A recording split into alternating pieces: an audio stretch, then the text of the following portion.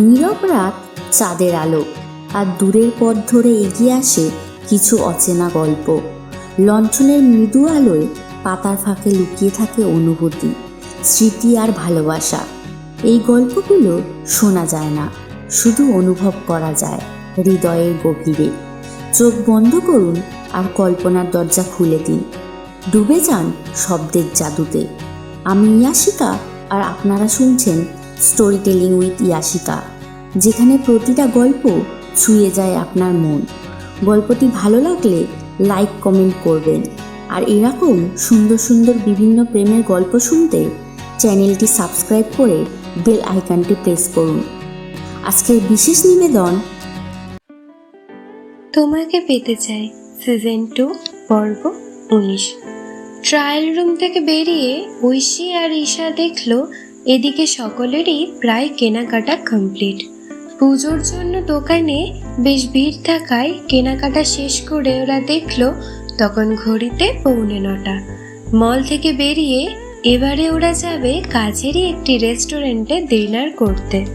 পুজোর বাজার বলে দোকানগুলোর সাথে সাথে রেস্টুরেন্ট, রাস্তাঘাট সব জায়গাতেই ভিড়। তবে মল থেকে রেস্টুরেন্টের দূরত্ব খুব বেশি না হওয়ায় মোটামুটি 15 মিনিটের মধ্যেই ওরা পৌঁছে গেল সেখানে পৌঁছে 8 সিটের একটা টেবিল দেখে ওরা সবাই মিলে বসলো। ঐশী বসলো ঈশার পাশে, আর রিনি আর মিলি বসলো ওদেরই উল্টো দিকে। 15 মিনিটের মধ্যেই ওদের পছন্দ মতো খাবার চলে এলো ওদের কাছে। তারপর সকলেই খেতে শুরু করলো। খাওয়া দাওয়ার মাঝে হঠাৎ মিলি খেয়াল করলো ওর পায়ে কিছু একটা সুরসুরি দিচ্ছে। ও প্রথমে ভাবলো হয়তো ভুলবশত কারোর পা এসে লেগেছে ওর পায়ে, তাই অত মাথা না ঘামিয়ে আবার খাওয়ায় মন দিল। কিন্তু কিছুক্ষণ পর দেখলো আবারও একই ঘটনা। এবার কেউ পায়ে করে ওর পায়ের পালাজোটা আস্তে আস্তে উপরের দিকে তুলছে। ওর সাথে সাথে টেবিলের তলার দিকে হালকা ঝুঁকে দেখার চেষ্টা করলো। দেখলো রিনি নিজের পা দিয়ে ওর পায়ের আলতো আলতো করে সুড়সুড়ি দিচ্ছে এবং পালাজোটা উপর দিকে তুলছে। সাথে সাথে ও রিনির দিকে তাকালো, দেখলো রিনি একেবারে ক্যাজুয়ালি মন দিয়ে খাবার খেয়ে চলেছে। রিনিও এইভাবে মিলিকে নিচের দিকে তাকাতে দেখে দুষ্টুমি করে মুচকি হেসে বলল, কি হয়েছে মিলি, কোনো প্রবলেম? কথাটা এমনভাবেই বলল যাতে সবাই শুনতে পায়। মিলি রিনির দিকে একটা রাগের দৃষ্টিতে তাকিয়ে বলল, না না, প্রবলেম আবার কি, কোনো প্রবলেম না, তুই খা। কথাটা বলেই মিলি মনে মনে ভাবলো, আমার জিজ্ঞাসা করা হচ্ছে কি প্রবলেম, দেখাচ্ছি তোমায় কি প্রবলেম, দাঁড়াও। সবার সামনে আমাকে ফলস পজিশনে ফেলা না, দেখাচ্ছি মজা। এরপর মিলিও নিজের খাওয়ায় মন দিল। সবাই সবার মতো নিজেদের মধ্যে খেতে এবং কথা বলতে ব্যস্ত। আচমকায় সকলের ধ্যান ভাঙলো রিনির চিৎকারে, আহা! সাথে সাথেই সকলে তাকালো রিনির দিকে আর জিজ্ঞাসা করলো, কি হলো রিনি, চিৎকার করলি কেন, কিছু হয়েছে?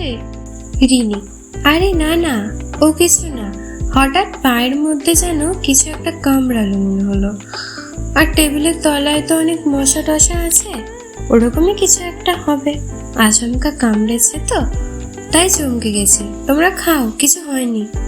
কথাটা বলেই সামনে থাকা জলের গ্লাসটা তুলে ঢকঢক করে খেয়ে নিল রিনি। এই অবস্থা দেখে মিলি তো খুব আনন্দ পেয়েছে।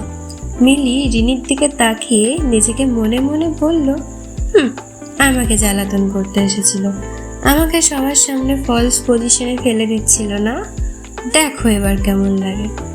ঘটনাটা আসলে আমাদের মিলি ঘটিয়েছে।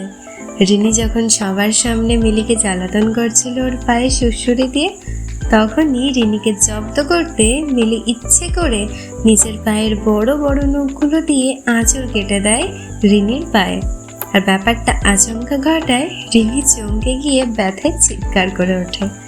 মিলিকে এমন মিটি মিটি হাসতে দেখে রিনি কটমট করে মিলির দিকে তাকিয়ে মনে মনে বলে, খুব হাসি পাচ্ছে না, হেসে নাও হেসে নাও, যত খুশি হেসে নাও, একবার বাড়ি চলো, তোমার মজা আমি তারপর দেখাচ্ছি।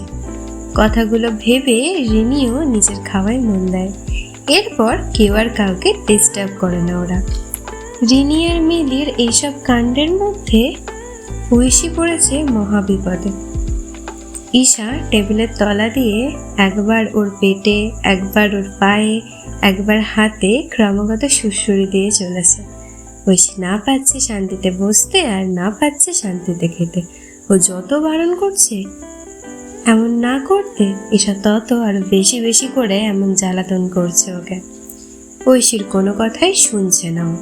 অগত্যা কোনো উপায় না পেয়ে ঐশী ওইভাবেই নিজের খাওয়া শেষ করলো। দেখতে দেখতে সকলেরই খাওয়া কমপ্লিট হয়ে গেল। এরপর রেস্টুরেন্টের বিল মিটিয়ে সকলেই রওনা দিল বাড়ির পথে। পুজোর জন্য কলকাতার প্রতিটা রাস্তা আলোয় আলোয় সেজে উঠেছে।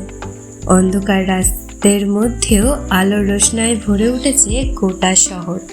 সেই অন্ধকার ভেদ করে নিজের প্রেয়সীকে নিয়ে বাইক ছুটিয়ে চলেছে আমাদের ঈশা। আর তার প্রেয়সী পেছন থেকে তাকে শক্ত করে জড়িয়ে ধরে পিঠে মাথা রেখে গোটা শহরের আলোর রোশনায় অনুভব করছে। প্রিয় মানুষের সাথে রাতের কলকাতা উপভোগ করার ইচ্ছেটা প্রতি মানুষের মনেই থাকে, সে বাইকে হোক বা প্রিয় মানুষের হাতে হাত রেখে তার সাথে পা মিলিয়ে চলা। আমাদের ঈশা আর ঐশীও তার ব্যতিক্রম নয়। পুজোর সময় হওয়ায় তাদের উপরি পাওনা হলো এই আলোর রোশনায়। দুজনেই মন ভরে উপভোগ করছে এই রাতের কলকাতা। অন্ধকারে এই আলোর রোশনাইয়ের সাথে একটা শান্ত শীতল হাওয়া, যা বারবার ওদের অনুভব করাচ্ছে এই সময়টা যেন এখানেই থেমে যাক। কিন্তু সময়কে তো আর ধরে রাখা সম্ভব নয়, তাই দেখতে দেখতে ওরা সকলেই পৌঁছে যায় বাড়িতে। বাড়ি পৌঁছে ওরা সকলে যে যার মতো ফ্রেশ হতে চলে যায় ঘরে। সারাদিনের শপিং করে সকলে এতটা টায়ার্ড হয়ে যায় যে ফ্রেশ হয়ে বেরিয়ে পাড়ি দেয় ঘুমের দেশে। এদিকে ঈশা ঐশীকে জড়িয়ে ধরে ওর কপালে একটা চুমু এঁকে দেয়, আর ঐশীও ঈশার বুকে মাথা রেখে ঘুমিয়ে পড়ে। আর ওদিকে একটা ছোট্ট চুম্বন শেষে রিনি আর মিলিও ঘুমিয়ে যায় একে অপরকে জড়িয়ে ধরে। দেখতে দেখতে রাত পেরিয়ে সকাল হয়ে যায়। পঞ্চমীর সকাল মানিস তো সকলের ব্যস্ততা তুঙ্গে, তাই বাড়ির সকলেই সকাল সকাল উঠে যায়, স্নান সেরে নিজেদের কাজে লেগে পড়ে। অখিল বাবু ও সঞ্জয় বাবু চলে গেছেন পুজোর বাজার হাট করতে। পুজোর এই 4 দিনে আত্মীয় স্বজন বন্ধু বান্ধব মিলিয়ে কত মানুষজন আসবে, তাদের সকলের রান্না বান্না খাওয়া দাওয়ার জন্য গুছিয়ে বাজার হাট করতেই হবে। এদিকে গীতা দেবী ও রাগিনী দেবী লেগে পড়েছেন পুজোর ভোগের সরঞ্জাম, নিমন্ত্রিতদের থাকার ব্যবস্থা করতে। একটু বেলা হতেই এক এক করে আসতে শুরু করে দেবেন সব অতিথিরা। তার আগে তো সব ব্যবস্থা করে রাখতে হবে, তাই ওনারা সকাল থেকেই এই কাজগুলো গোছাতে শুরু করে দিয়েছেন। ওদিকে ঈশা, ঐশী, রিনি মিলি লেগে পড়েছে ঠাকুর দালান পরিষ্কার করার কাজে, কারণ ওদেরও বেলার মধ্যে সবকিছু পরিষ্কার করে গুছিয়ে রাখতে হবে। কারণ সন্ধ্যাবেলা হলেই ওদের আলপনা আর মাতৃমূর্তির সজ্জিত করার কাজে লেগে পড়তে হবে। তাই আর দেরি না করেই 4 জন মিলে লেগে পড়ে ঠাকুর দালানের কাজে।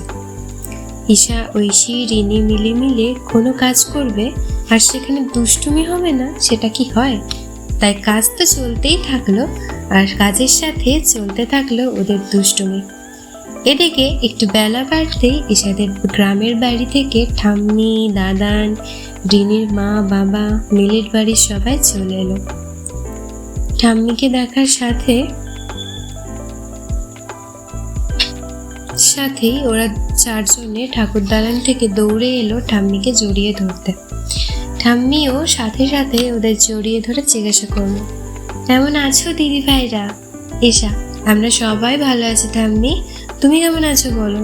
ঠাম্মি, আমিও ভালো আছি, কিন্তু কথাটা বলেই সামনে তাকিয়ে ঠাম্মির চোখ জলে ভরে উঠল। উনি ধীরে ধীরে এগিয়ে গেলেন ঈশার পাশে দাঁড়িয়ে থাকা ঐশীর দিকে। ঐশীর কাছে গিয়ে কাঁপা কাঁপা হাতে ওর গাল স্পর্শ করে বলল, এই তো আমার ঐশী দিদিভাই। তুমি কোথায় চলে গিয়েছিলে দিদিভাই? তোমাকে না পেয়ে আমার ঈশা দিদিভাইয়ের তো পাগলের মতো অবস্থা হয়েছিল। আমি সবটাই জানি। সেদিন তোমাদের কোনো দোষ ছিল না। সমাজের মানুষ এই সমস্ত কথা ভেবে আমরা আসলে তোমাদেরই ক্ষতি করতে বসেছিলাম। আদতে আমাদের খারাপ সময়গুলোতে কিন্তু একবারও এই সমাজ কিংবা সমাজের মানুষ কেউই আমাদের পাশে এসে দাঁড়ায়নি। আজকে আবার আমরা তোমাকে ফিরে পেয়েছি, আর আমরা তোমাকে কখনোই হারাতে চাই না। আমাকে কথা দাও ঐশী দিদিভাই যে তুমি আমাদের ঈশাকে ছেড়ে, আমাদেরকে ছেড়ে কোথাও কখনো যাবে না। তোমাকে ছাড়া আমাদের ঈশা দিদিভাই বাঁচবে না গো। কথাগুলো বলতে বলতে অঝোর ধারায় কেঁদে ফেললেন ঠাম্মি। ঠাম্মিকে এইভাবে কাঁদতে দেখে বাড়ির সকলেরই চোখে জল এলো। ঐশী নিজেও ঠাম্মিকে এই অবস্থায় দেখে কেঁদে ফেলেছে। কাঁদতে কাঁদতে ঐশী ঠাম্মিকে জড়িয়ে ধরে বলল, এমন করে কাঁদছো কেন বলো তো ঠাম্মি? দেখো আমি চলে এসেছি তো তোমাদের কাছে। আমি আর তোমাদের ছেড়ে কখনো কোথাও যাব না। তোমাকে আমি কথা দিচ্ছি, দেখো আর এভাবে কেঁদো না। তোমাকে এভাবে কাঁদতে দেখে তো আমাদেরও কষ্ট হচ্ছে বলো। মা দুর্গা এত বছর বাদ আবার আমাদের বাড়িতে এসেছে, আর তুমি কিনা তার সামনে কাঁদছো? এটা কি ঠিক হচ্ছে? ঠাম্মি এবার নিজের দু চোখ মুছে বললেন, না না দিদিভাই, সত্যিই তো আমার এভাবে কাঁদা একদম উচিত হয়নি। এদিকে আবার মা এসেছেন আমাদের বাড়িতে, আর তুমিও ফিরে এসেছো দিদিভাই। আজ তো আমাদের বড় খুশির দিন। এই বলে ঐশীকে জড়িয়ে ধরে ওর কপালে একটা চুমু দিলেন ঠাম্মি, আর ঐশীও ঠাম্মিকে পায়ে হাত দিয়ে প্রণাম করলো। এই মিষ্টি মুহূর্ত দেখে ঈশা পেছন থেকে বলে উঠল, দেখেছিস তো রিনি, ঐশীকে পেয়ে সবাই কিন্তু আমাদের কথা ভুলেই যায়। আমাদের আর আদর করতে কারোর মনে থাকে না। ঈশার এই কথায় ঐশী মিথ্যে রাগ দেখিয়ে বলে, এই তুমি এত হিংসুটে কেন গো? সেদিন আন্টি আমাকে যখন আদর করছিল তখনও এমন করছিলে, আজকে ঠাম্মির বেলাতেও এমন বলছো? ওদের এইসব কথার মাঝেই ঠাম্মি বলে ওঠেন, আচ্ছা বাবা, অনেক হয়েছে, আজকে আর কাউকে রাগ করতে হবে না, তোমরা আসো দেখে এদিকে। ঠাম্মি বলার সাথে সাথে ঈশা রিনি মিলিও চলে এলো ঠাম্মির কাছে, আর ঠাম্মি ওদেরও জড়িয়ে ধরে আদর করে দিলেন। এরপর রাগিনী দেবী বললেন, সব গল্প কি এখানেই দাঁড়িয়ে করবে তোমরা? এমনিতেই অনেক বেলা হয়ে গেছে, সবাই ভিতরে চলো, ফ্রেশ হয়ে নেবে। সন্ধ্যাবেলায় আবার বসবে গল্পের আসর নিয়ে, তখন কিন্তু অনেক কাজ আছে। রাগিনী দেবীর কথায় সকলেই মা দুর্গাকে প্রণাম করে চলে গেল ফ্রেশ হতে। তারপর ফ্রেশ হয়ে সকলে লাঞ্চ করতে চলে গেল ঘুমাতে, কারণ সকাল থেকে কাজকর্ম করে ঈশারা এমনিতেই অনেক ক্লান্ত ছিল, আর এত রাস্তা জার্নি করে ঠাম্মিরাও খুবই ক্লান্ত। চলবে। আপনারও যদি মনে হয় আপনার লেখা গল্পের মধ্যে লুকিয়ে আছে কিছু না বলা অনুভূতি, কিছু না বলা ভালোবাসা, হারিয়ে যাওয়া মানুষ কিংবা অপূর্ণ স্বপ্ন, তাহলে দেরি করবেন না। আপনার লেখা গল্প আমাদের সঙ্গে শেয়ার করুন। সেই গল্পই প্রতি রবিবার শোনা যাবে আমাদের ইউটিউব চ্যানেলে, নতুন কণ্ঠে, নতুন অনুভবে। গল্প পাঠানোর ঠিকানা storytellingwithiyashika13@gmail.com। কারণ কিছু গল্প লেখা হয় পড়ার জন্য নয়, শোনা যায় হৃদয়ের গভীরে। শেষ করার আগে একটা ছোট্ট অনুরোধ, এই গল্পটা যদি তোমার বুকের ভেতরে কোথাও আলতো করে ধাক্কা দিয়ে থাকে, যদি কোনো লাইন তোমাকে নিজের কোনো স্মৃতির সামনে দাঁড় করিয়ে দেয়, তাহলে বুঝে নিও গল্পটা এখানেই শেষ নয়। কারণ কিছু গল্প পর্দায় থামে, কিন্তু অনুভূতি ভেতরে চলতেই থাকে, নিঃশব্দে গভীর রাতে। তোমার ভেতরে সেই না বলা কথাগুলো, অধুরা ভালোবাসা, চুপচাপ কান্না কিংবা নীরব হাসি, সবই কোনো না কোনো গল্প হতে পারে। সেই গল্প যদি তুমি শুনতে চাও, এই চ্যানেলটা শুধু তোমার জন্য। কারণ এখানে গল্প বলা হয় না, এখানে গল্প অনুভব করা হয়। আবার দেখা হবে নতুন কোনো গল্পের এপিসোডে, নতুন কোনো অনুভূতি নিয়ে। ততক্ষণ পর্যন্ত নিজের গল্পটা বাছিয়ে রেখো। টাটা।